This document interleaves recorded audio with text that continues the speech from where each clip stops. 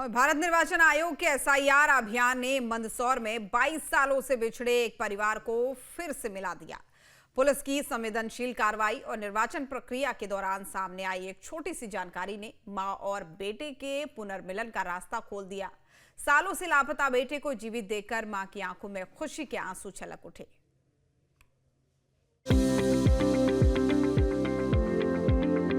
कर जोड़कर खाकी का आभार व्यक्त कर रही है मां, क्योंकि उसकी बरसों पुरानी पीड़ा खुशी में बदल गई है।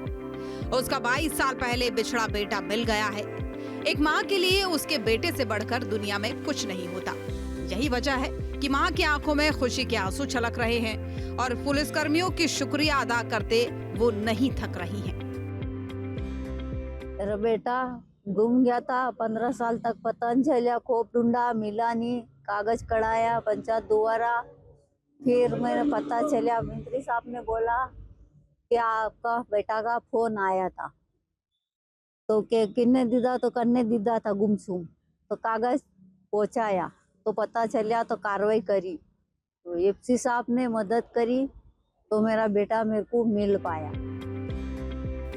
दरअसल भारत निर्वाचन आयोग के एसआईआर अभियान के दौरान राजस्थान के नागौर में बसे युवक ने मतदाता सूची में नाम जोड़ने के लिए ग्राम पंचायत से अपने माता पिता का एपिक नंबर मांगा। ये साधारण सी जानकारी उसकी मां तक पहुंची और मां को यकीन हो गया कि उसका बेटा विनोद जिंदा है। जिसके बाद उसने थाना नई आबादी में पुलिस को बताया कि उसका बेटा विनोद जिंदा है। मंदसौर पुलिस ने विनोद से संपर्क किया और उसे मंदसौर बुलवाया गया, जहां पिछले 22 सालों से उसकी मां अपने बेटे का इंतजार कर रही थी। विनोद भी अपनी मां को पाकर भावुक दिखा। 2003 में गांव से चला गया था एक लड़की को लेके, मेरी मर्जी से दोनों राजी खुशी गए थे। 22 साल से राजस्थान में रह रहे थे और वहाँ काम कर रहे थे। अब आए हैं 22 साल बाद। पुलिस द्वारा मेरे माँ बाप का कॉन्टेक्ट नंबर मिला और मेरे मामा जी के नंबर मिले, बात करके पुलिस द्वारा मैं वापस मेरे परिवार से मिला हूँ। इस बारे में थाना प्रभारी कुलदीप सिंह राठौर ने बताया कि आवेदिका रामकन्या बाई द्वारा एक आवेदन के माध्यम से थाना नई आबादी पर अवगत कराया गया था। आवेदन की पड़ताल की तो विनोद के नागौर के होने की जानकारी मिली, जिसके बाद उससे संपर्क किया गया।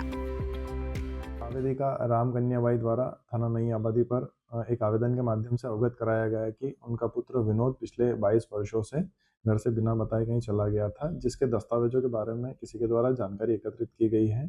उसे लिंक को हमारे द्वारा फॉलो किया गया, तो उसमें हमें जानकारी प्राप्त हुई कि विनोद के द्वारा अपनी एसआईआर के दौरान इपिक नंबर, अपने माता पिता का इपिक नंबर मांगा गया है। उस लिंक को फॉलो करते हुए जब हम विनोद के पास पहुंचे तो नागौर जिले में, राजस्थान में नागौर जिले में निवासरत है और उसका एक पूरा परिवार है, उसके बच्चे समेत वहाँ निवास कर रहा है, जिसको हमारे द्वारा उसकी माता रामकन्या बाई से मिलवाया गया। भले ही देश भर में एसआईआर को लेकर सियासी तूफान मचा हुआ है, लेकिन यही एसआईआर एक मां के लिए चमत्कार साबित हुआ, क्योंकि साल 2003 में लव मैरिज के बाद घर छोड़कर गया बेटा विनोद अब 45 साल की उम्र में अपनी मां रामकन्या बाई से फिर मिल सका, जिसने एसआईआर को मानवीय नजरिए से देखने पर मजबूर कर दिया।